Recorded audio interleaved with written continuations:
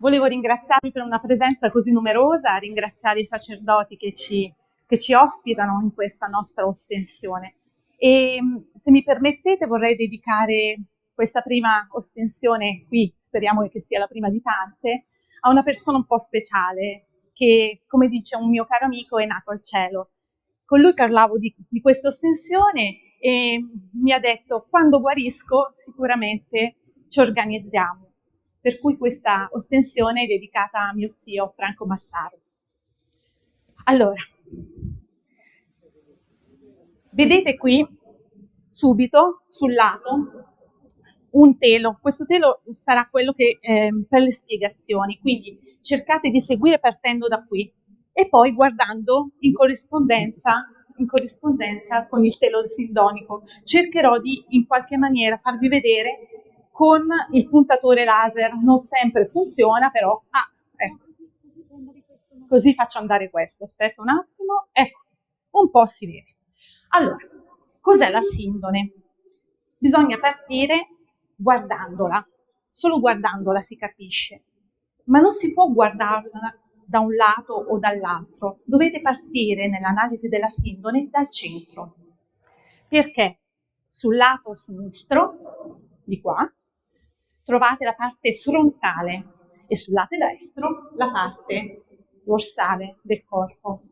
Quindi questo telo avvolgeva l'uomo della sindone. Noi purtroppo non lo possiamo chiamare ancora Gesù, lo vedremo alla fine, sarete voi stessi a dargli un nome, quest'uomo della sindone. Era avvolto in maniera perpendicolare.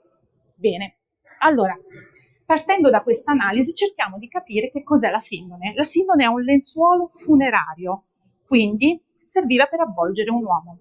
Ma è un lenzuolo un po' particolare. Perché? Innanzitutto perché è una fattura molto antica di lino. È una torcitura Z, la chiamiamo noi studiosi, che è una torcitura molto più rara. Nell'antichità si torceva a S, invece la torcitura di questo lino è a Z. Quindi questo ci dice subito che è un telo che veniva utilizzato per qualcosa di molto importante. Ora, gli antichi non avvolgevano i cadaveri con un telo prezioso. Di solito i cadaveri venivano buttati nelle fosse comuni. Di conseguenza questo telo doveva avvolgere una persona davvero importante. Misura circa 1,41 m per 1,13 m. Qualche anno fa, nel 2002, è stato un po' stirato a piombo, diciamo noi studiosi. Perché? Perché era leggermente più corto. Era leggermente più corto, vedremo perché le suore l'avevano in qualche maniera rattoppato. È un telo che ha subito tante peripezie e di conseguenza si vedono i segni del tempo, se vedete. Mostra l'immagine di un uomo che è stato crocifisso e vedremo perché e come. E è uno dei grandi misteri della nostra religione, tant'è che il Papa, molti papi l'hanno considerato molto importante, in particolar modo Giovanni Paolo II lo chiamava un mistero che sfugge all'intelligenza, insomma, in qualche modo stimola l'intelligenza per cercare di capire che cos'è questo telo. Altri sacerdoti, altri papi lo definivano lo specchio del Vangelo. Perché lo specchio del Vangelo? Perché nel momento in cui voi avete un osso, un pezzo di capelli, un pezzo di stoffa, un pezzo di capelli, avete una spiegazione accanto. Bene, qui non c'è bisogno di nessuna spiegazione, il rimando è automatico.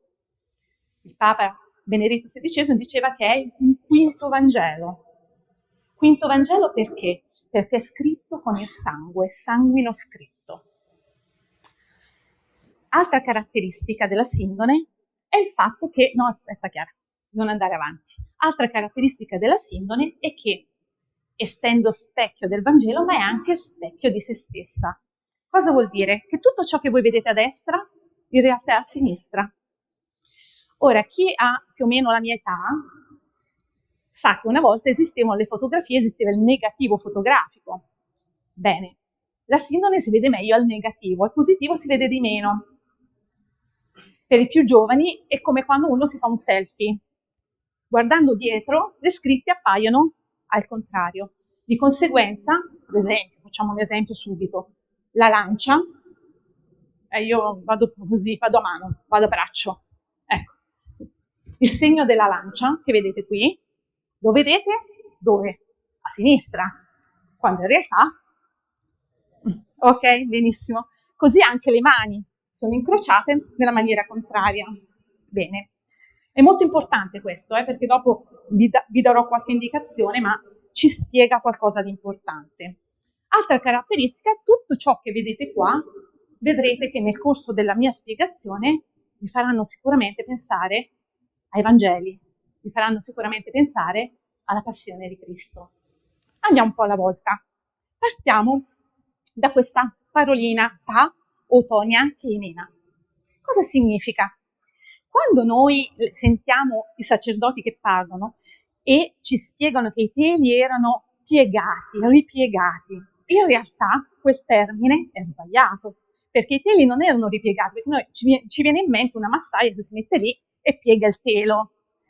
In realtà i teli non erano ripiegati, ma i teli erano afflosciati su se stessi. Quindi quando Pietro e Giovanni arrivano al sepolcro, cosa vedono? Non vedono di certo i teli ripiegati. E l'idea che non vedessero niente non è vera, perché c'è qualcosa da vedere, la sindone. C'è un telo, attenzione, non vedono l'immagine, vedono semplicemente il telo, videro e credettero. Quindi i teli che giacciono afflosciati su se stessi. Vediamo un attimo questo telo come è fatto. Allora, abbiamo detto che si tratta di un tessuto di lino molto importante e pregiato, che subisce una sbiancatura successiva. Quindi successiva, prima c'è praticamente la tessitura, dopodiché c'è la sbiancatura per renderlo bello lucido. Oggi invece avviene il contrario. Dopo il VII secolo, prima c'è la sbiancatura e poi la tessitura. Perché il contrario? E questo ci dice che il telo è molto antico, perché nell'antichità prima tessevano il lino e dopo lo sbiancavano. Essendo i fili di lino, potevano in qualche maniera rompersi, perché i telai erano molto antichi e quindi spaccando i fili di lino si rovinava il tessuto. Era necessario quindi il contrario. Dove lo scopriamo? Lo scopriamo dagli interstizi che sono leggermente più scuri. Particolarità. Il telo è circa 0,03 mm, ma l'immagine che vedete sopra è di 0,02 mm. Dall'altra parte del telo, quando siamo andati a smontarlo nel 2002, per ricucire poi il telo d'Olanda che stava dietro, dall'altra parte del telo non c'è l'immagine, c'è solo sangue. Ok? Bene, quindi è un tessuto che ha una trama irregolare e questo sa significare che è stato tessuto a mano. Quindi difficile la tessitura, ma anche una tessitura molto molto impegnativa per quell'epoca. Come vi dicevo, è tessuto a spina di pesce con una trama 3:1. Ecco. Allora, un'altra caratteristica, non sono stati trovati nessun tipo di filo di lana. Perché questo? Perché gli ebrei non mischiavano mai le fibre vegetali con le fibre animali. Questo perché era all'interno delle loro regole, i famosi 613 mitzvot, cioè loro avevano una serie di regole, una delle quali diceva che i tessuti non andavano mischiati. Questo ci spiega che il tessuto è stato fatto proprio per gli ebrei, ok? È importante questa cosa, perché? Perché se io indico che il tessuto è stato fatto proprio per il tempo ebraico e per i sacerdoti ebrei, cosa vuol dire? Vuol dire che è un tessuto mirato. Dove si poteva trovare un tessuto del genere? Puoi girare. Al Tempio di Gerusalemme. Al Tempio di Gerusalemme si potevano trovare questi tessuti di finissimo lino. E a che servivano? Per il velo del Tempio e per i vestiti dei sacerdoti. Cosa significa questo? Significa sicuramente che ci deve essere stata una persona molto importante che aveva la possibilità di entrare all'interno del Tempio di Gerusalemme, magari era nel Sinedrio, e poteva reperire il telo. Vi dice nulla Giuseppe d'Arimatea? Giuseppe d'Arimatea era uno dei pochi che poteva entrare e faceva parte della schiera di Gesù di Nazareth. Quindi, di fretta e di furia, arriva al Tempio e sicuramente può accedere a questo tipo di tessuti. Ecco, andiamo a vedere un attimo il DNA. Alcuni studiosi hanno fatto una serie di analisi e sono andati a vedere che tipo di DNA. Voi sapete che ogni volta che tocchiamo qualche cosa, che l'analizziamo, anche soltanto il sudore ha il nostro DNA. Bene, alcuni studiosi hanno analizzato il DNA che ha contaminato, ok, la sindone, e hanno scoperto una cosa, che il DNA europeo è veramente poco. Se vedete, soltanto il 5,7 del DNA che abbiamo trovato sulla sindone è di origine europea.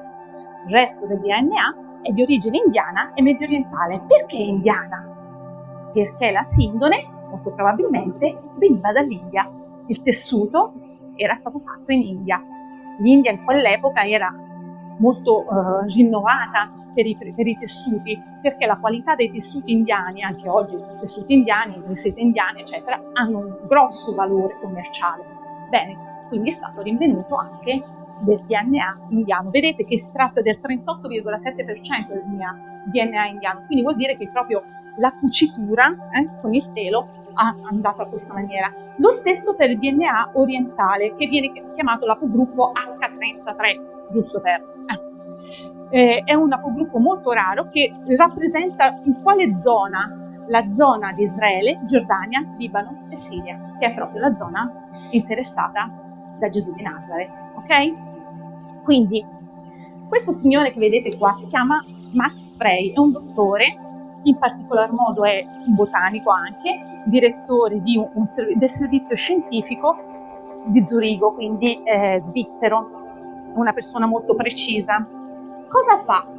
Lui faceva parte della polizia criminale, quindi andava proprio alla ricerca delle tracce dei criminali.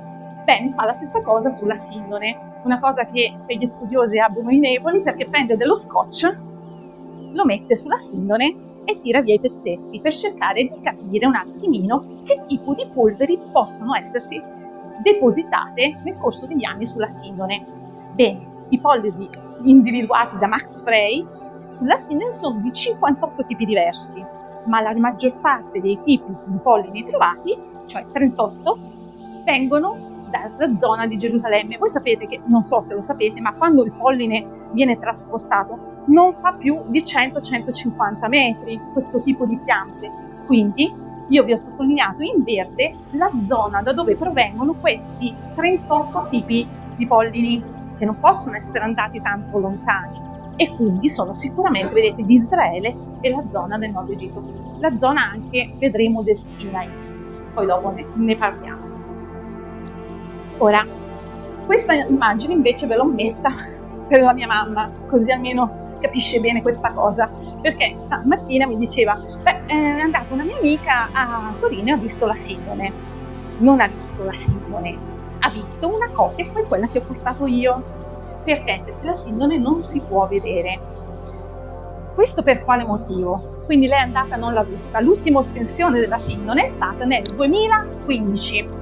Quindi chi è stato nel 2015 a Torino ha visto la sindone, ha visto l'originale, compreso me.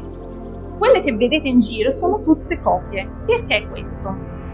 Perché la sindone si sta schiarendo. Attenzione, non è l'immagine che si sta schiarendo, perché l'immagine è rimasta costante nel tempo, è il tessuto che si sta schiarendo. Quindi fra qualche anno non sarà più possibile vedere la sindone, sarà talmente chiara che nessuno riuscirà più a vederla.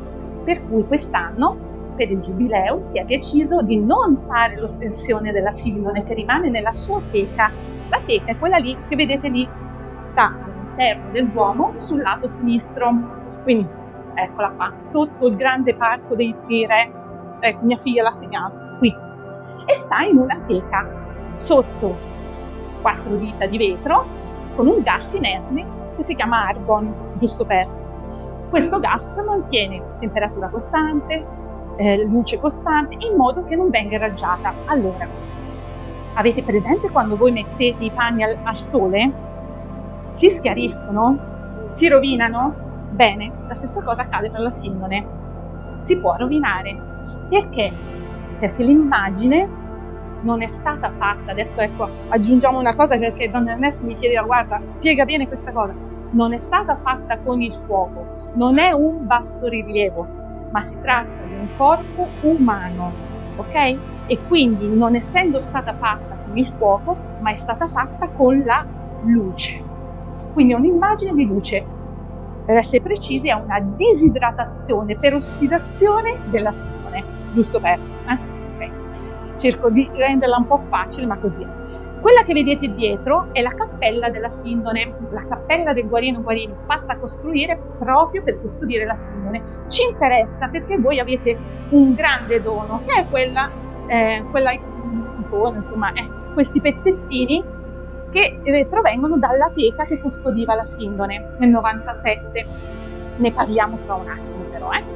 Quindi, vedete bene la cappella dove si trovava prima la sindone, adesso la trovate all'interno del Duomo, sul lato sinistro, nella cappella, ma non la potete vedere perché ha quella specie di sarcofago fatta costruire apposta, dove rimane costante la temperatura. Ok? Bene, attenzione a una cosa importante, perché quest'estate abbiamo avuto un sacco di problemi con Cicero Morales che aveva fatto uno studio sulla sindone e sono uscite una serie di giornali, sui giornali, una serie di titoli fantascientifici dove si diceva la sindone è un falso, la sindone non è vera. Bene, Cicero Morales non ha fatto nient'altro che prendere l'immagine sindonica e provare a metterla su un basso rilievo, dicendo vabbè, potrebbe anche essere. Attenzione, per lo studio della sindone non basta una materia sola.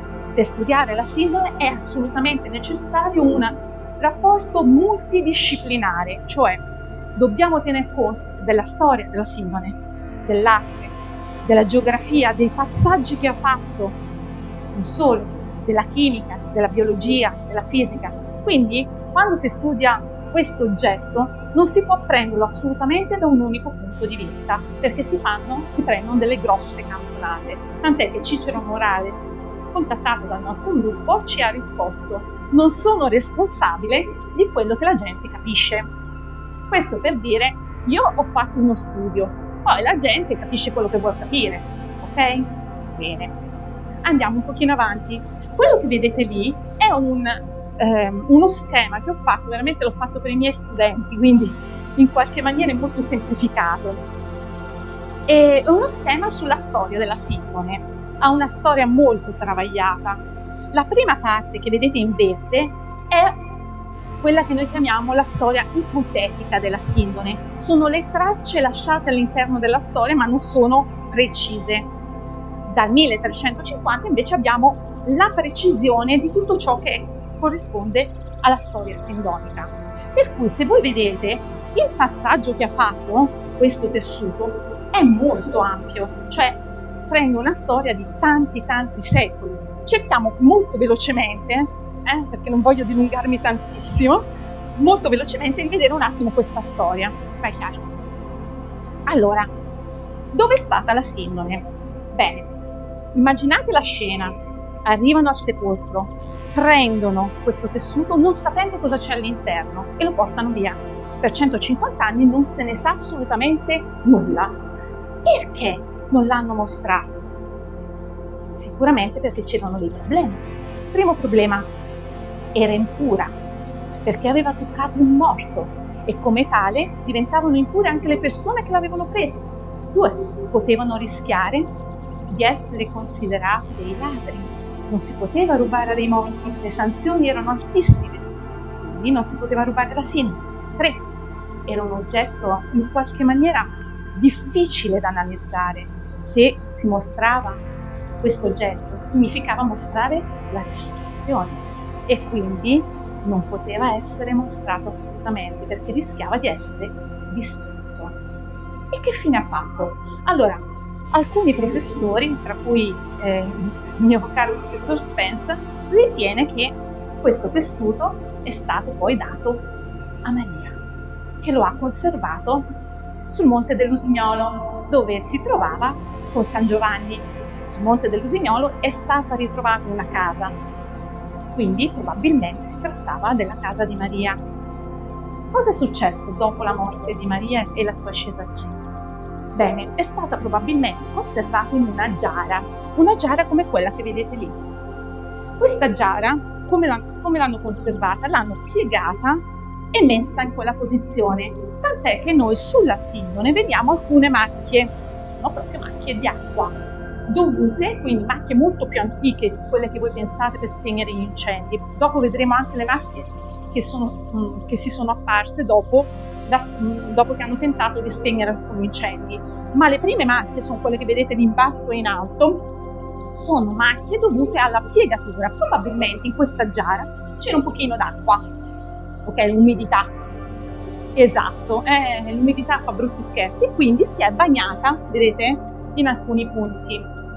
Quindi è stata nascosta per circa 150 anni in una giara di questo tipo, molto simile alle giare che ci sono sul Mar Morto, a Qumran. In questa comunità di Esseni molto particolare, probabilmente aveva avuto dei contatti con Gesù. Ora non sto qui a spiegarvi tutta la storia, ma sicuramente lì c'erano dei cristiani, quindi probabilmente la situazione può essere questa. Attenzione, sto parlando di probabilità. Altra caratteristica, a un certo punto della storia si parla di un re, Abgar V, re di Edessa, che pare fosse appassionato e innamorato di questa figura e chiede, secondo la leggenda, chiede a Gesù di andarlo a trovare perché era malato e voleva essere guarito. Gesù non lo va a trovare ovviamente perché non esce dal territorio di Israele, ma gli promette che gli manderà qualcosa di suo. La dottrina di Addai, che è di Giuda Taddeo per essere precisi, noi lo chiamiamo Addai perché è scritto in questa maniera, la dottrina di Addai ci dice proprio che questo re a un certo punto della storia aveva un'immagine molto particolare, un'immagine sacra. Attenzione a questa immagine perché fino ad Addai noi non abbiamo immagini di Gesù. Gesù veniva in qualche maniera rappresentato come il buon pastore, il pesce, quindi Ictis, oppure era rappresentato con l'ancora, oppure addirittura come un giovane imberbe, con i capelli ricciolini tipo Apollo. A un certo punto della storia invece tutti quanti iniziano a rappresentare Gesù di Nazareth nella stessa maniera, sulla base di un prototipo che viene chiamato Mandylion di Edessa.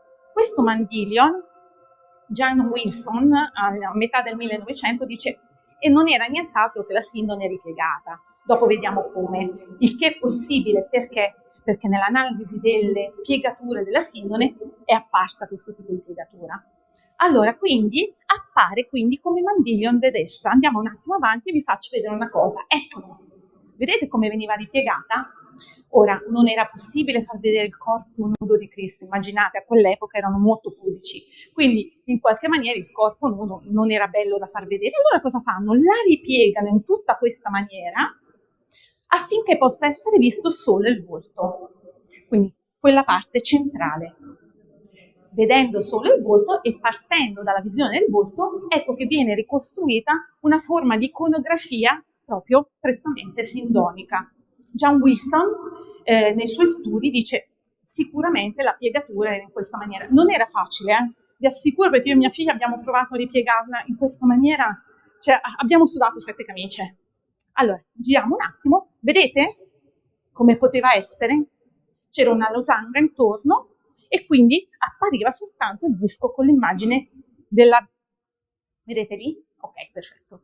Visione, si poteva quindi contemplare solo il volto. Andiamo un attimo avanti e vi spiego anche un'altra cosa. Bene, quello che vedete qui è il Pantocrator. Il Pantocrator. Che cos'è? È un'icona che si trova nel monastero di Santa Caterina sul Monte Sinai, quello che vi dicevo prima. Bene, Paul Vignon, che è un grande studioso dei inizi del Novecento, ci dice una cosa interessante, fa un'analisi comparativa fra questo volto, che è uno dei primi volti, risale al VII secolo d.C., quindi stiamo dicendo proprio un volto molto, molto antico, fa quindi un'analisi comparativa con la sindone e trova 120 punti in comune. Vuol dire che quell'immagine della sindone è il prototipo da cui poi viene preso il Pantocrator. E da lì, eccole qua, troviamo una serie di immagini, anche moderne me ne ho messe, una serie di immagini che rappresentano proprio Gesù.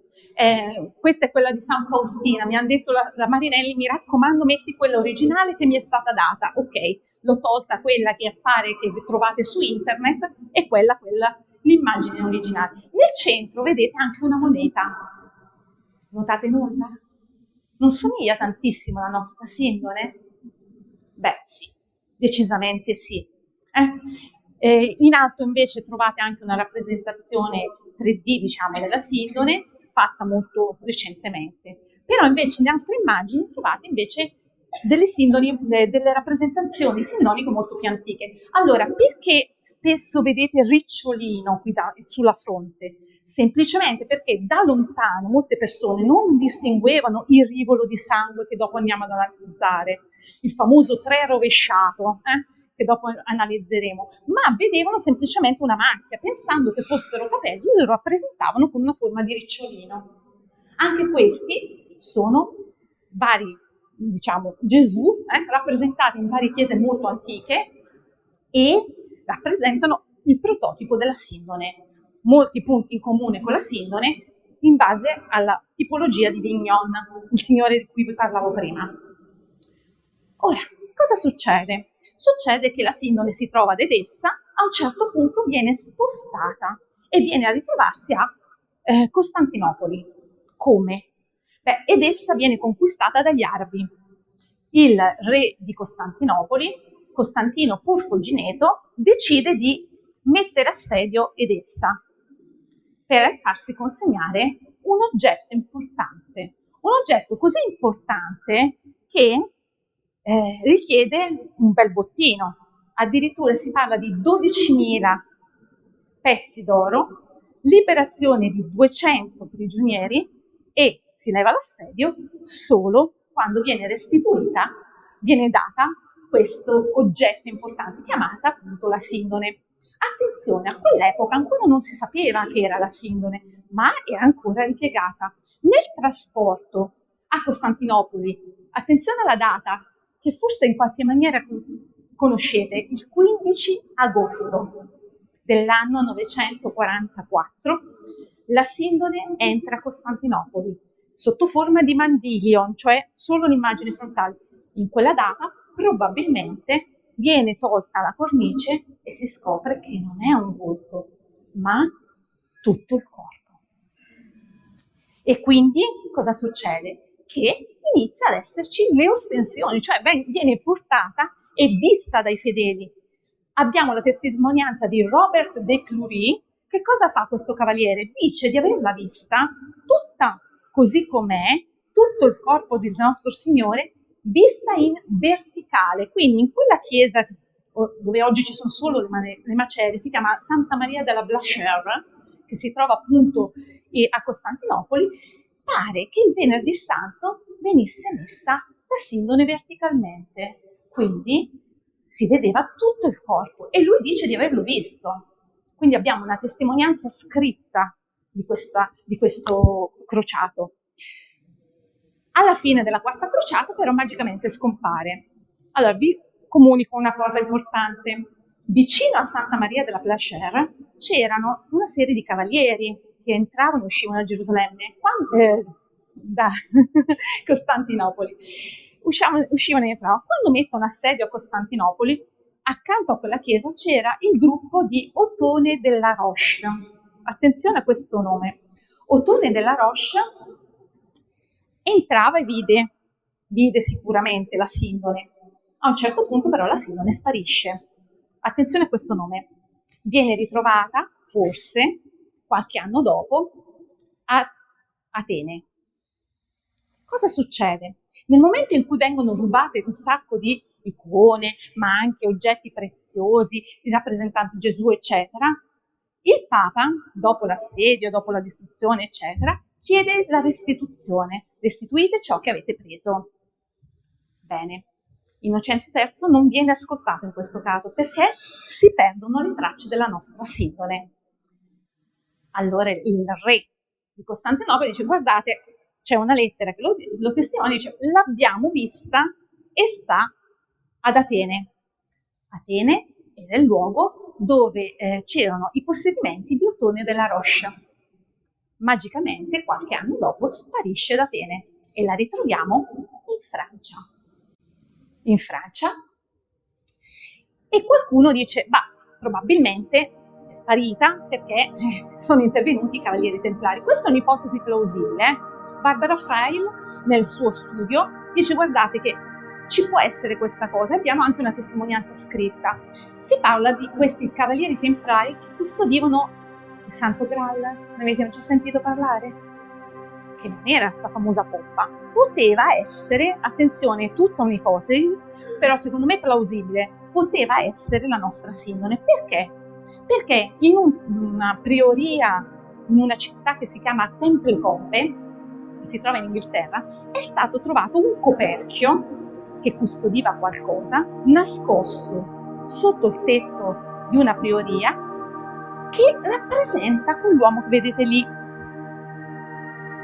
Qualcuno lo definiva a quell'epoca, Carlo V, un bafonetto. Quindi questi uomini adorano un volto barbuto, un diavolo barbuto. Bene, se ritorniamo al nostro Vignone che analizza le facce, cosa fa? Io le ho messe tutte e tre vicine. La Sindone, il nostro bafonetto e poi abbiamo il Mandylion. Allora, vedete la somiglianza? Questo uomo barbuto che adoravano questi uomini. Beh, può essere pure. Vi dico un'altra cosa.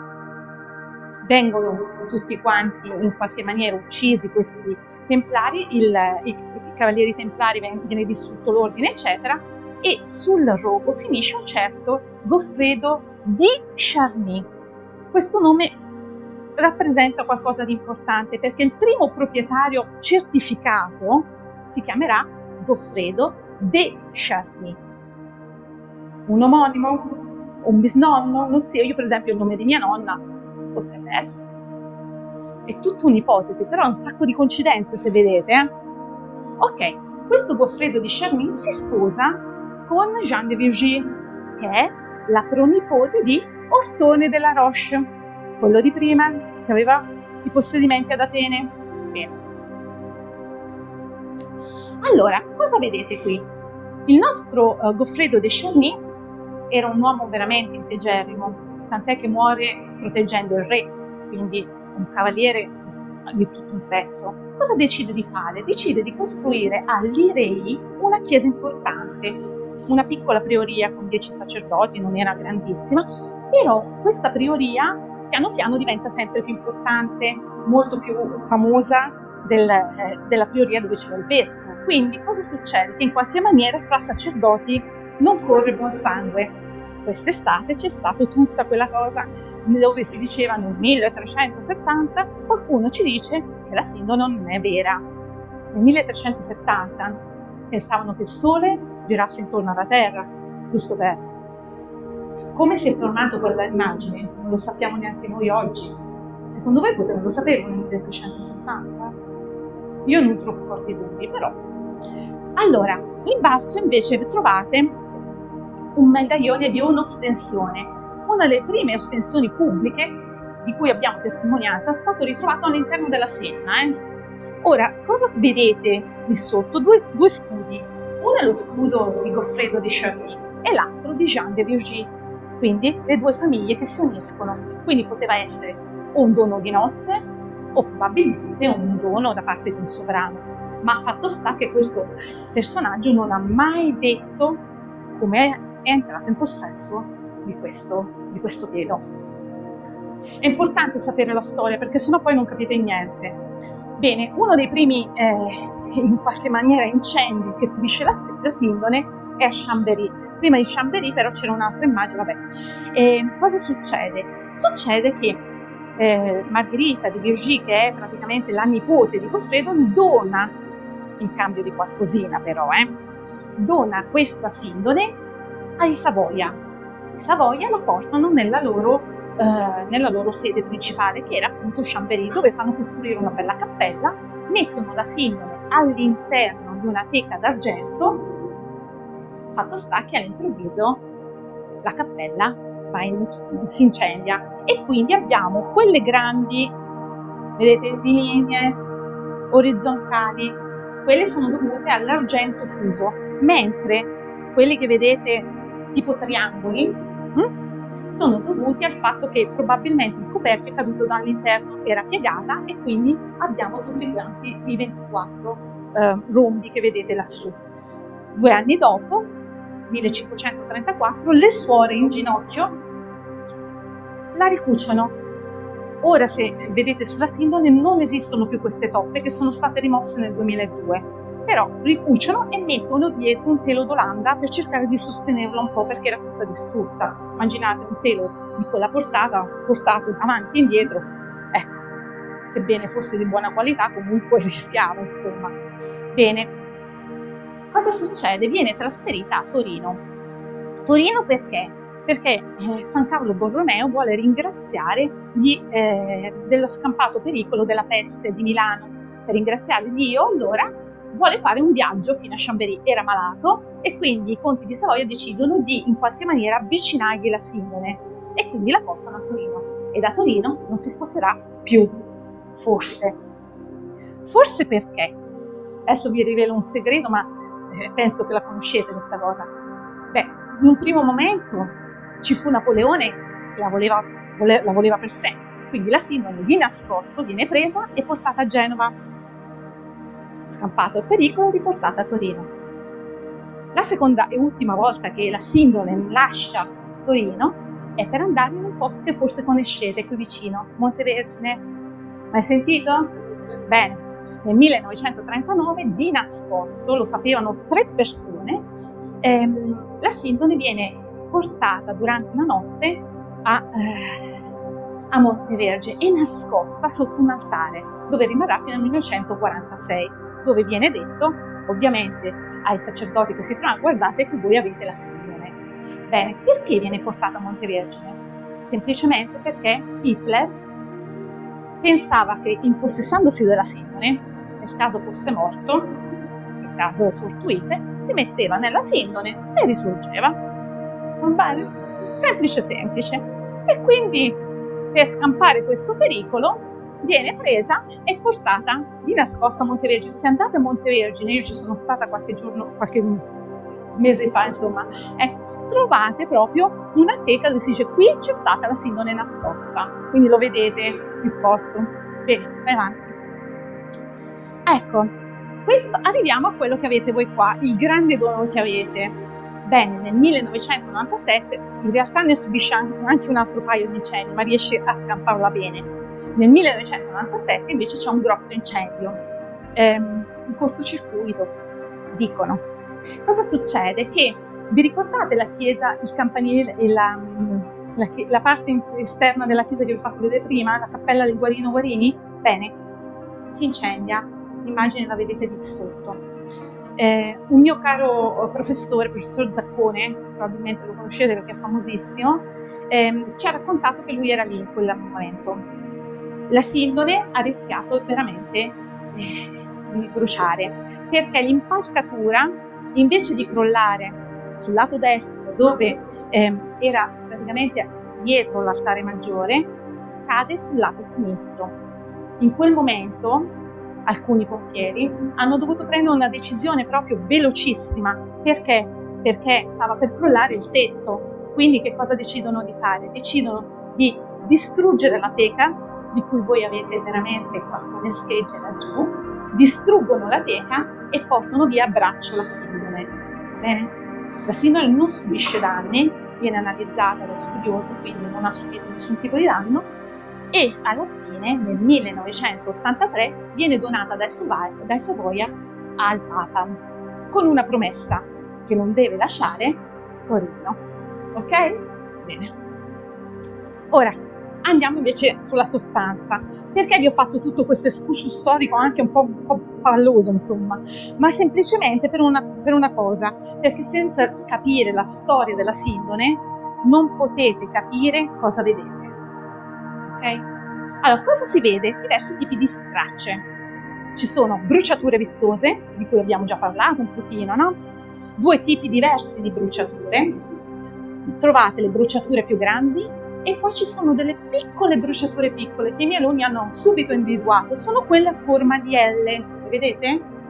Sono molto importanti quelle bruciature, probabilmente si tratta di incenso, di qualche pezzettino di incenso che c'è finito sopra, ma sono importanti perché, adesso lo vediamo, datemi un attimo, le vedete sui lati? Non so se, ho visto che qualcuno fa difficoltà a vederle, eccole qua su, qui, di qua e là sopra. Questo ci dice che era piegata, quindi la parte laggiù era quella che era più sotto e quindi ha subito meno danni.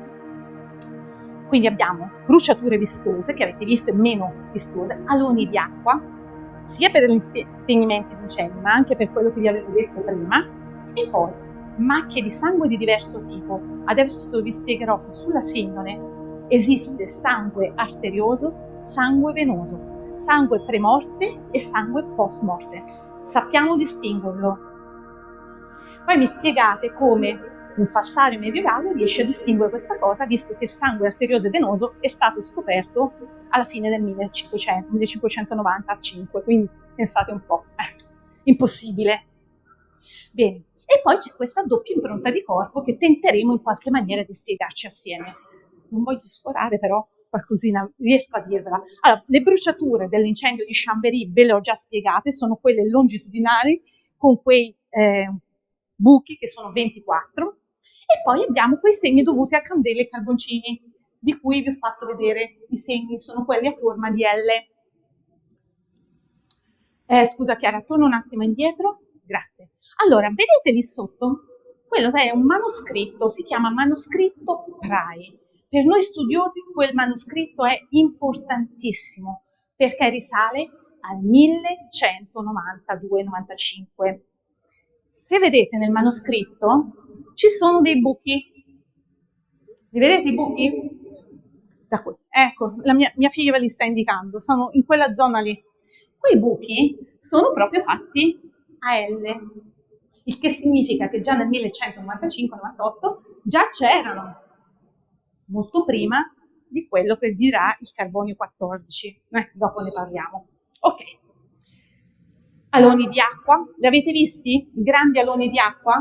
Ora, conservati per umidità, ma anche per l'incendio.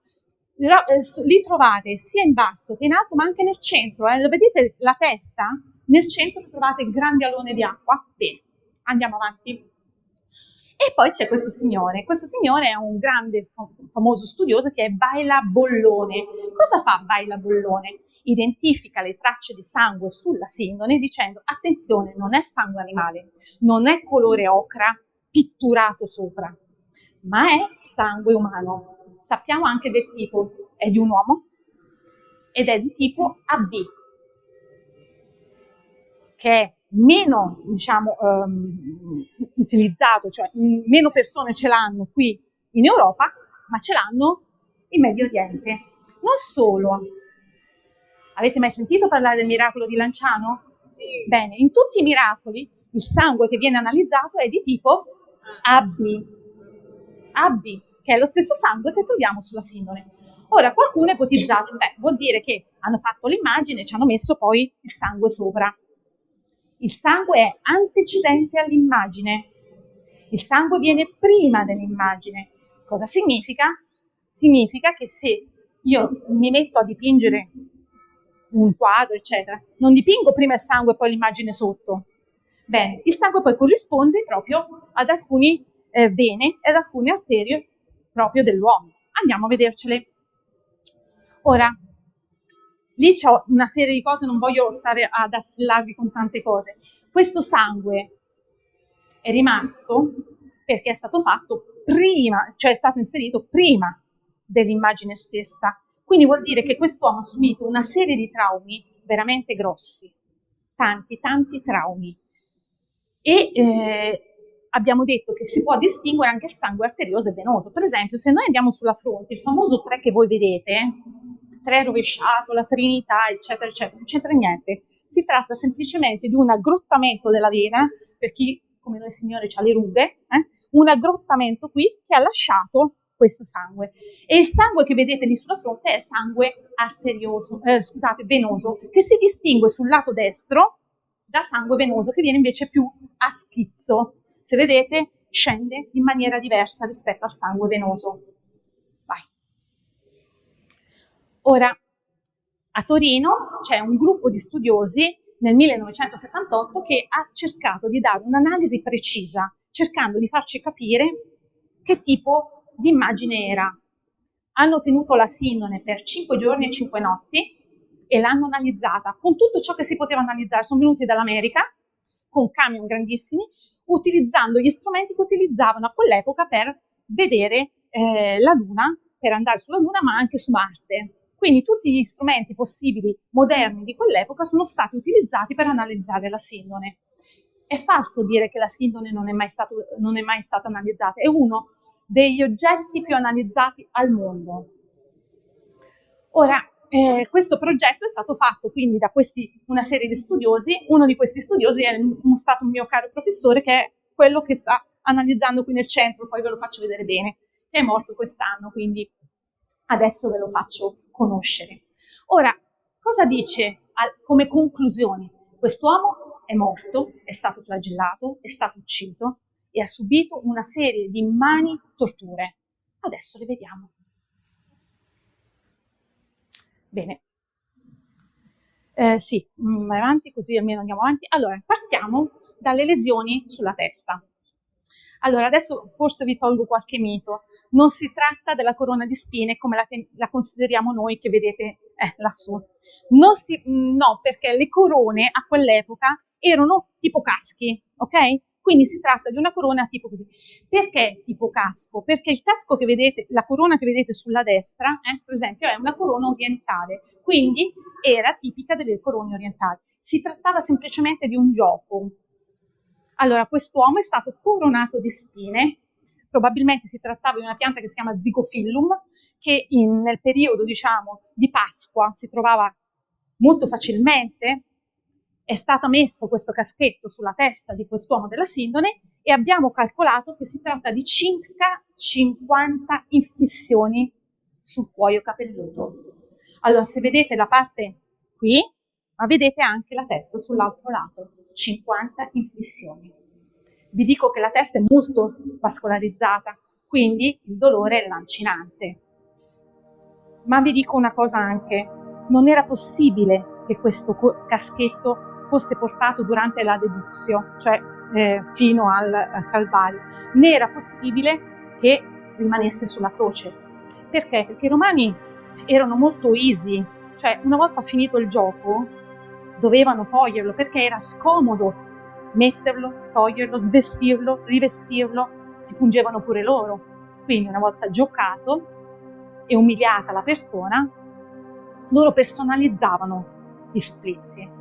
Ogni persona veniva personalizzato il tipo di supplizio. Vi dico che il mio professore con cui ho fatto la tesi di laurea, il professor Barberis, che è un matematico, ha fatto più o meno un conto probabilistico, cercando di capire quante persone potessero essere state inflitte di questo dolore. Bene, facendo i conti, 1 su 200 milioni. Ci sono mai stati 200 milioni di crocifissi? Quindi fate voi i conti, insomma. Ecco. Quindi le lesioni che noi vediamo, abbiamo detto, sono lesioni dovute a questo casco di spine. Sulla sindone, vedete, il tipo di sangue è diverso. Possiamo sapere sia che è sangue venoso che sangue arterioso. Quello che vedete qui a forma di T è un sangue venoso, mentre sui lati, sul lato destro, trovate il sangue arterioso. Ora, tumefazione del volto. Se vedete, la sindone vi ho detto che si vede meglio il negativo, vedete da un lato il positivo, dall'altro il negativo. Vedete che ha una forma tridimensionale? Dopo cercheremo di capire perché un'immagine che può essere tridimensionale. Allora, quali sono le tumefazioni che ha subito quest'uomo? Sicuramente è stato picchiato a bastonate, ok? Dove lo vediamo? Chiara sull'immagine successiva? Eccolo lì. Ve l'ho segnato con le frecce gialle. Abbiamo le tumefazioni dell'occhio, quindi abbiamo delle echimosi, che troviamo e delle abrasioni provocate sia dalle botte che ha preso, ma anche dalle cadute. Una delle tante cadute, una forse delle più gravi, gli ha rotto il setto nasale. Se vedete, il setto nasale è rotto. Poi abbiamo l'enfiagione dell'occhio destro e l'enfiagione sulla sopracciglia sinistra. Quelle sono le più gravi, che hanno rischiato di farlo morire in quel momento, perché potevano beccare il cervelletto. Adesso vediamo come.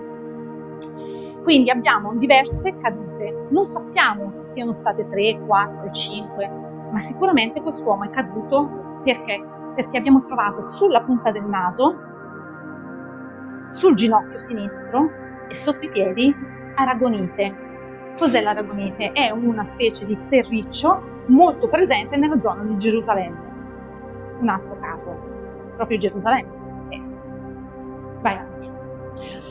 Quest'uomo dopo ha subito anche una serie di percosse attraverso un flagrum. Cos'è il flagrum? È quello strumento che vedete lì.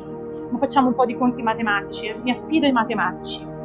Allora, Monsignor Ricci, uno dei grandi studiosi della sindone, dice che quest'uomo della sindone, guardando i segni, è stato sicuramente fustigato, sì, ma su una colonna circa di 50 cm, non sul muro, perché in quel caso avrebbe attutito i colpi. Una colonna bassa con 2 uomini, uno un po' più alto e uno un po' più basso. Come facciamo a saperlo? Beh, dall'orientamento dei colpi. Sono stati calcolati circa 120 colpi. Attenzione, si potevano dare massimo 39 colpi, ma per gli ebrei non c'era un numero minimo per i romani. Quindi hanno insistito particolarmente su questi colpi, perché dovevano dargli una punizione a sé stante. Probabilmente dopo lo dovevano liberare dopo questa punizione a sé stante, ma non è stato liberato dopo. Ora, se facciamo un po' i conti, questa bastoncino aveva 3 funicelle. Su queste funicelle si trovavano probabilmente due cerchietti di piombo, a volte anche di animali di capra, però questi sono piombo. Allora, se fate i conti, sono 3 per 2 fa per 120 720 colpi, cioè sono stati individuati sulla sindone 720 segni, tantissimi, 720 segni. Bene, vedete anche l'orientamento, lì ci sono tutte le cose, però non sto qui ad assillarvi su questa cosa. Questo è un Cristo sindonico fatto proprio da Monsignor Ricci. Era un sacerdote che in qualche maniera rappresentava anche in questa maniera Gesù. Attenzione a una cosa, vedete i segni sulla schiena qui e qui? Li trovate sulla schiena laggiù, Quei 2 segni che vedete lì è perché quest'uomo ha portato un patibulum. Attenzione, non una croce, un patibulum. Perché? Perché lo stipes, cioè la parte verticale, si trovava già nel luogo del supplizio. Vi ho detto che i romani erano molto easy, non potevano prendere un argano, mettere una croce dei 120 kg, attaccarci sopra il condannato, era una cosa assurda, ok? Ci voleva troppo tempo. Nel momento che ci sono state le ribellioni ebraiche, ne ammazzavano 500 al giorno. Giuseppe Flavio ci comunica questo, 500 persone al giorno, e allora dovevano essere molto svelte. Quindi, sul luogo del supplizio c'era lo stipes, la parte verticale. Al condannato veniva fatto portare il patibulum, cioè la parte orizzontale. Che cos'è il patibulum? Forse a Casandrino ancora ci sono quei grandi portoni. Erano chiusi con una... Bene, brava, ecco signora, con una cosa orizzontale. Quello è il patibulum, un legno orizzontale che veniva caricato dallo schiavo, se lo doveva portare sul luogo del supplizio, su cui poi veniva inchiodato. Bene. Ecco, il segno del patibulum. Come doveva essere la deduzio? Probabilmente in quella maniera. Sappiamo che l'uomo della sindone era terzo, perché? Per le cadute. Davanti i romani si divertivano a tirare e dietro cadevano. Li legavano tutti e 3 uno all'altro perché significava che in qualche maniera avevano meno personale che poteva stargli dietro. Se io li leggo tutti e tre vuol dire che hanno meno possibilità di fuga e non devo corrergli dietro in qualche maniera, ok? Li legavano da un lato e sulla gamba, abbiamo dei segni sulla gamba, quindi era legato in questa maniera. Questo significava che se cadeva picchiava la faccia, quindi ha rischiato più volte di morire. Si rendono conto di questo fatto e si rendono conto che loro avevano infierito parecchio con i colpi e decidono di liberarlo e di far portare la croce a qualcun altro, il patibulum, ma non per pietà. Noi pensiamo sempre a dei gesti di pietà. I romani non avevano gesti di pietà. Lo scopo era far morire l'uomo della Sindone in croce. Se moriva prima sarebbero stati loro fustigati, quindi doveva arrivare vivo. Ok? Bene.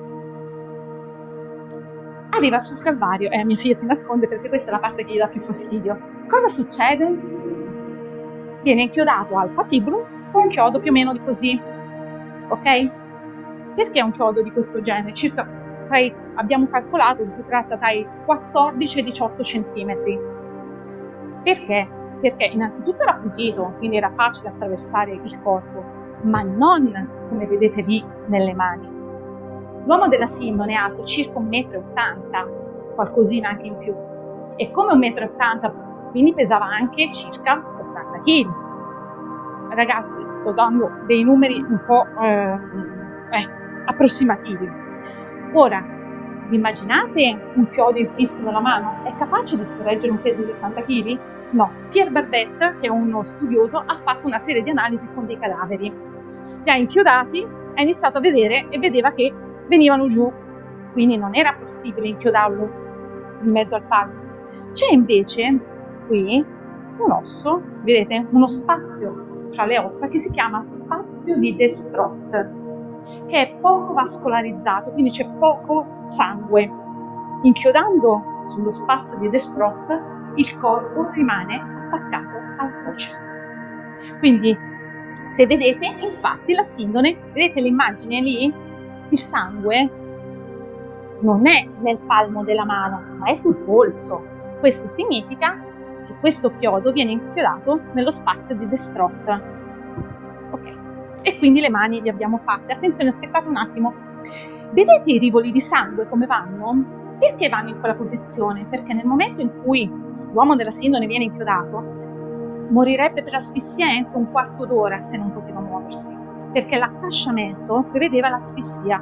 Fino a qualche anno fa si pensava fosse morto per asfissia. Vi dico di no, non è morto per asfissia, è morto per emopericardio, pericardite del cuore, cioè rottura del cuore. Ok? Dopo vi spiego perché è morto in quella maniera e come lo sappiamo.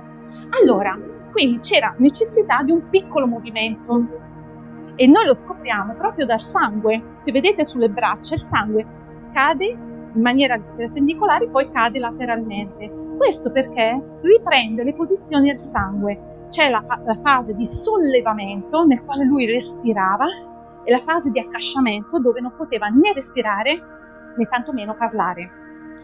Allora, se fosse morto per asfissia, non avrebbe potuto dire una parola e la testa sarebbe stata incrociata in mezzo alle braccia.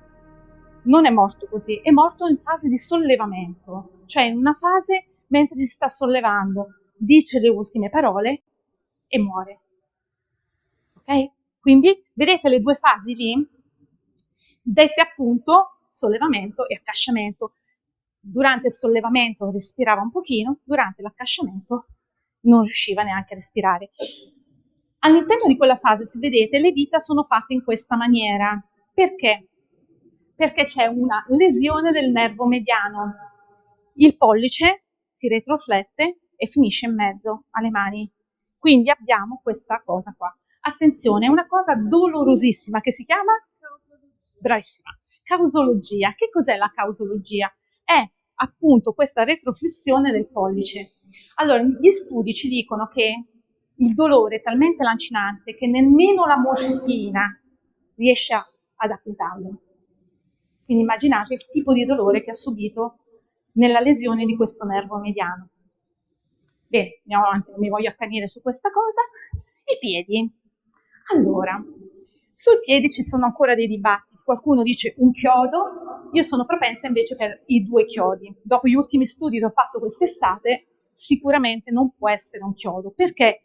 Allora, non si vede bene sui piedi davanti perché purtroppo gli ultimi 30 centimetri la regina Margherita ha pensato bene di regalargli un matrimonio, mancavano, il re Baldovino le aveva regalati poi a Luigi V, insomma c'è stata una gran confusione. Ora, dove siano finiti quei 30 centimetri, vi dico la verità, non lo sappiamo. Ci abbiamo provato quest'estate a studiarlo, ma a un certo punto la storia mi blocca e non riesco più ad andare avanti. Con la professoressa Marinelli avevamo pensato di studiare questa cosa e cercare di andare ad analizzare questi 30 centimetri se erano da qualche parte, non li abbiamo trovati. Quindi la parte davanti non la vedete bene dei piedi, quindi i piedi li dovete vedere sul lato di là.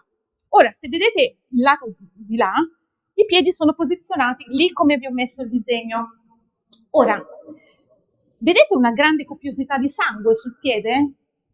Aspettate, ve lo faccio vedere bene. Allora, abbiamo il sangue che esce da qua, e qua c'è un altro buco. Lo vedete? Bene. Allora, questo ci fa supporre, io sono quasi sicura di questo, che ci fossero 2 chiodi. Perché 2 chiodi? Il primo chiodo ci serviva per fissare a 120 gradi la gamba sullo stipes, la parte della croce. L'altro chiodo veniva messo sopra. Ok? Quindi abbiamo quella caratteristica che vedete lì. Però vi do anche una chicca, lo stavo dicendo prima. Allora, prendono gamba, la inchiodano sulla croce, dopodiché sopra ci inchiodano l'altro, dove facendolo passare tra lo spazio di Meret, che è uno spazio simile allo spazio di Destrot, perché è meno vascolarizzato. Vi do una piccola chicca. Li vedete laggiù quelle 3 dita? Probabilmente lì è stato preso per essere trasportato. Noi abbiamo l'impronta digitale di quella persona. Giuseppe d'Arimatea? Chissà. Nicodemo? Boh. Ma lì, vedete, quei 3 pezzetti lassù, ecco, quelli sono le impronte digitali di colui che l'ha tenuto per i piedi, quando l'ha portato nel sepolcro. Chiara, puoi girare? Andiamo al costato. Ora, il costato, dove lo vedete lì? Sul lato? Esatto, là? Destro. Allora, perché sinistro? Per il fatto che si ribalta. Ok. Perché i romani avevano questa caratteristica. Allora, non si trattava di un pilum, che era una specie di lancia lunga che veniva lanciata, ma si trattava proprio di una lancea. La lancea è larga circa 4 centimetri. Misurando quella parte qui, abbiamo scoperto che si tratta appunto di 4 centimetri, questo pezzetto qui. Quindi è stato infisso in questa posizione. Dopodiché il sangue è schizzato fuori. Giovanni nel Vangelo dice che a Gesù è uscito sangue, sangue e acqua, sangue e siero, diciamo noi, ok? Perché prima il sangue e poi il siero in maniera così impetuosa, schizzato fuori? Per una emopericardite, cioè avendo il cuore ha una membrana intorno. Nel momento della morte si è gonfiato il cuore di una parte di sangue che è rimasta a galla ed è la famosa acqua, siero, che è rimasto in basso. Infilzandolo con questa lancea è uscito sangue e acqua. Qualcuno ha obiettato dicendo sì, però il cuore si trova a sinistra. Bene, se noi interveniamo tra la quinta e la sesta apostola, secondo le indicazioni di Giulio Cesare, quella era il punto dove c'era la morte certa. Ma, uscendo sangue e acqua, i medici ci dicono che l'uomo della sindone era già morto. Quindi il colpo è stato inflitto dopo la sua morte, non prima. Non è morto perché è stato infilzato, era già morto da circa un'ora. Il Vangelo lo dice, infatti viene chiamato quinto Vangelo, ve l'ho detto all'inizio, no? Ok, quindi abbiamo questo sangue che schizza fuori, lo vediamo così. Se vedete qui c'è il siero, qui c'è il sangue e il siero che cola. Bene, Avanti. La prima fotografia. Questo è stato un grande passo avanti. Qui è iniziata la scienza della sindone, perché nel 1898, secondo Pio, un avvocato, viene chiamato per fare la prima fotografia della sindone e va in tilt, perché nel momento in cui si trova davanti alla foto scopre che si vede meglio al negativo che al positivo. Che significa? Nel Medioevo potevano distinguere il positivo e il negativo? Io dico di no, però. Qualcuno, ecco, questa ve la svelo, qualcuno mi ha detto, ma qualcuno dice che si tratta di Leonardo da Vinci che ha dipinto la sindone. Vi dico una cosa, Leonardo da Vinci è nato nel 1492, giusto? Le prime ostensioni della sindone sono state fatte 100 anni prima, nel 1356 circa. Quindi, sicuro, non era Leonardo. Eppure, un'altra cosa vi dico, giusto per rifletterci, se una persona così geniale fosse stata capace di creare la sindone, ma solo una ne ha creata, poteva diventare famoso, perché non crearne di più? Giusto? E poi metterla in un luogo così appartato come l'Irei, una piccola parrocchietta, ma doveva metterla in una cattedrale enorme, e invece no. Quindi vedete che c'è quindi questa caratteristica.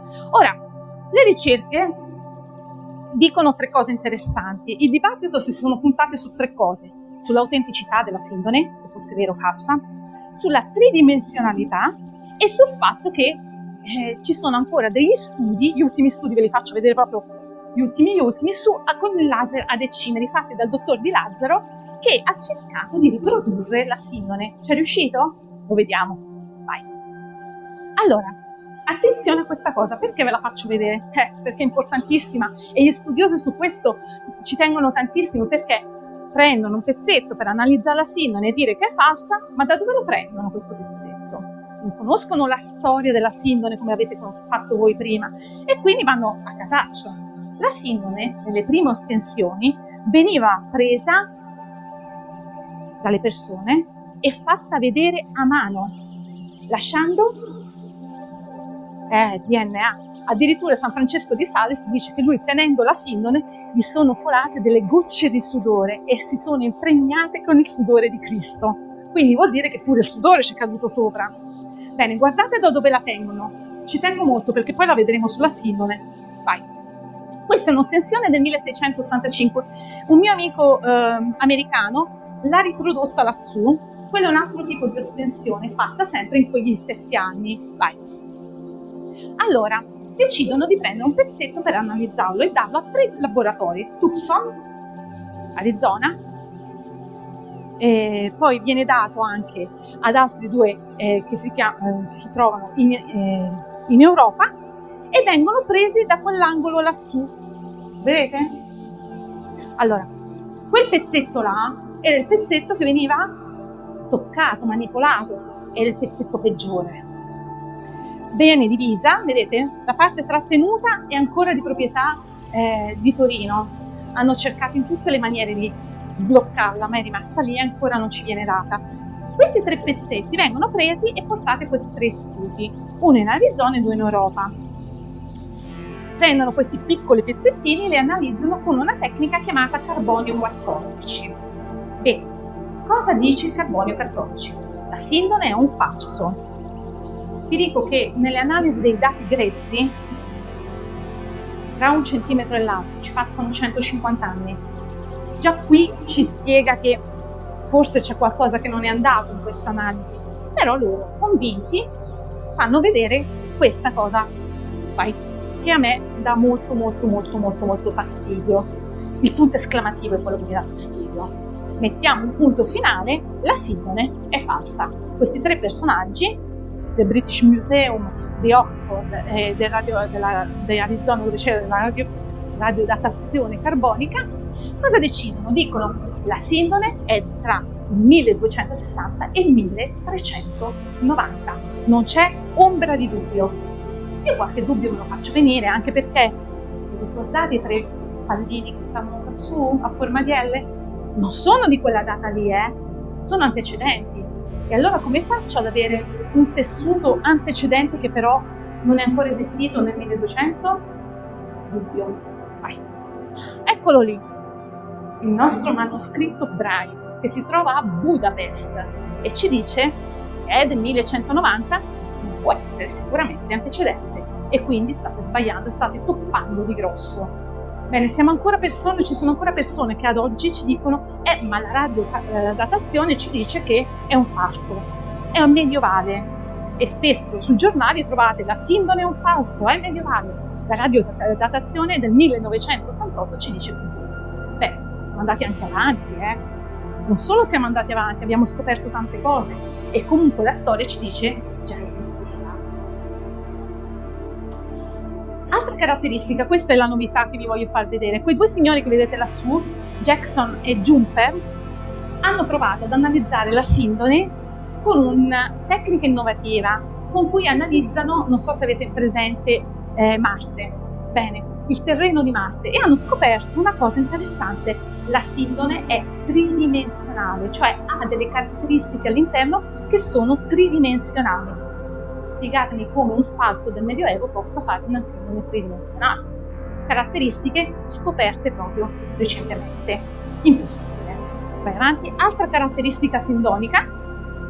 Questa è una ricostruzione che abbiamo fatto quest'estate, alcuni lavori. Partendo dalla Sindone abbiamo chiesto all'intelligenza artificiale di mostrarci il volto di Gesù, cioè, scusate, il volto dell'uomo della Sindone, ed è venuto fuori come doveva essere il volto. Ok. Altra caratteristica, ultima, vi giuro, poi non vi rompo più. Allora, di Lazzaro, quindi all'Enea di Frascati, hanno tentato di, in qualche maniera, riprodurre la Sindone. Ora, vi ho detto che con i mezzi che abbiamo ad oggi è impossibile riprodurre la Sindone. Impossibile, perché se io facciamo finta che questo sia una delle fibrille della Sindone, la Sindone è composta da circa un filo, della Sindone è composta da 70 di queste fibrille, tra i 70 e i 120. La colorazione è solo superficiale, se vedete non c'è colorazione all'interno o sul dietro, ma solo davanti. Che significa? Che sicuramente non è una pittura. Come faccio a pitturare solo questa parte qui? Stiamo parlando di 0,02 millesimi di millimetro. Possibile pitturare una cosa del genere. Poi non ci sono tracce di ocra o di vermiglio o di altro. Sono state trovate un paio di tracce di ocra, ma quello è dovuto a sindoni da contatto, probabilmente erano state posate sopra e quindi hanno lasciato dei piccoli pezzettini, ma tutto il resto della sindone sicuramente non è ocra, ok? Non è pitturata, è un corpo reale. Cosa ha fatto il nostro Di Lazzaro, il professore dell'Enea? Ha detto, va bene, voglio provare a vedere se ci riesco. È riuscito a colorare quel pezzetto che vedete lì, ma non so se è riuscita a leggere quanta energia ci è voluta per colorare quel pezzetto. Stiamo parlando di 2,2 miliardi di watt per centimetro quadrato, con un impulso brevissimo per evitare la bruciatura del lino. Cioè, se avesse fatto un pochino di più avrebbe bruciato il lino. Il lino non è bruciato, è disidratato per ossidazione. Attenzione, con mio marito abbiamo provato a fare dei conti. La superficie corporea è di circa 17.000 centimetri quadrati. Ora, ci sarebbero voluti 37,4 milioni di megawatt. Esiste una macchina così potente? Non è una bruciatura, è un'ossidazione. Cioè, quello che vedete lì si è formato per la luce, una luce interna che si è sprigionata. Io la chiamo risurrezione, non so lei, però questa luce interna che si è sprigionata dal corpo, non stiamo parlando di un terremoto, perché qualcuno ha detto è colpa del terremoto, di qualche gas. Non si tratta di gas, si tratta di una luce che veniva all'interno, cioè dal corpo, ok? Quindi è arrivata ad essere una proiezione ortogonale verticale, cioè non c'è differenza fra il davanti e il dietro, ok? In realtà dietro il corpo doveva essere appesantito, in realtà non è così. Quindi questa polarizzazione della luce che si è sprigionata dal corpo, io l'ho messa in quella maniera per farvi capire, è una luce che va in tutte le direzioni e affloscia il lino. Questo signore che vedete, è morto poco tempo fa, è stato un mio professore americano, si chiama Barry Schwartz, ed è quello che ha fatto le fotografie che avete visto prima dello Sturp, ha analizzato la sindone. Lui era ebreo, non era cristiano, però faceva una serie di ossessioni anche lui. Credeva che questo telo appartenesse all'uomo Gesù. L'uomo Gesù che però ha fatto qualcosa di particolare. Allora lui diceva, la sindone non è lì per rispondere alle nostre domande, piuttosto ci invita a porci delle domande. La gente mi chiede spesso, questo oggetto prova la risurrezione? La risposta a una domanda di fede non è su quel pezzo di stoffa, ma più probabilmente negli occhi e nel cuore di chi lo guarda quel pezzo di stoffa. Vai avanti, vi do una... una cosa finale. Ci tenevo, visto che stiamo in un santuario mariano, abbiamo la nostra Madonna quassù, vi voglio dire una cosa in particolare. Uno piccolo studio che ho fatto con il professor Berbenni, anche lui purtroppo in quest'ultimo periodo stanno morendo tutti, anche lui morto. Ieri abbiamo fatto a Roma una piccola commemorazione del professor Berbenni, padre Berbenni. Quando gli chiesi, perché io stavo studiando le mani della sindone, vedete che la mano che sta sotto è un pochino più allungata? Allora chiesi, professor Berbenni, ma perché quella mano ha qualcosa di particolare, di diverso? Lui mi diede una risposta bellissima, che adesso vi faccio leggere. Secondo lui si trattava delle ultime attenzioni materne. Solo una donna poteva fare quello che ha fatto, cioè, secondo lui, una mamma. Ha voluto accarezzare per l'ultima volta suo figlio e gli ha voluto rimboccare la coperta, rimboccare il telo. Quindi il telo in quel punto è leggermente più lungo, proprio perché è un'operazione che le mamme compiono quando fasciano i loro bambini. Quante volte la Vergine Madre dovette farlo nel gaudio del suo Gesù infante. Ora lo ripeteva nel dolore su quelle membra segrete, segnate dai flagelli, immobilizzate dalla morte. Ecco, quello che vedete lì è un'immagine di Monsignor Ricci, che anche lui pensava che questa fosse la soluzione dell'allungamento della mano. Andiamo avanti, l'ultima frase, non la voglio dire io, ma la voglio dare la conclusione al nostro parroco. Se la legge lei, perché questa è la frase che diceva sempre il nostro vecchio Papa, diciamo, Papa Francesco.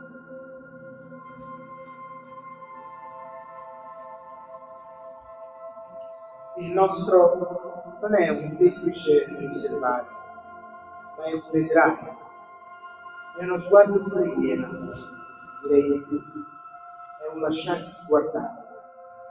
Questo volto ha gli occhi chiusi, i volti profondi, eppure misteriosamente ci guarda, e nel silenzio ci parla. Com'è possibile? Come mai il popolo fedele, come voi, vuole fermarsi davanti a questa icona di un uomo flagellante crocifisso? Perché l'uomo della sindone ci invita a contemplare Gesù di Nazareth.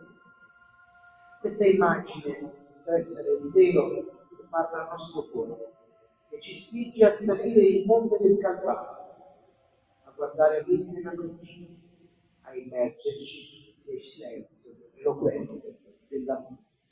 Papa Francesco.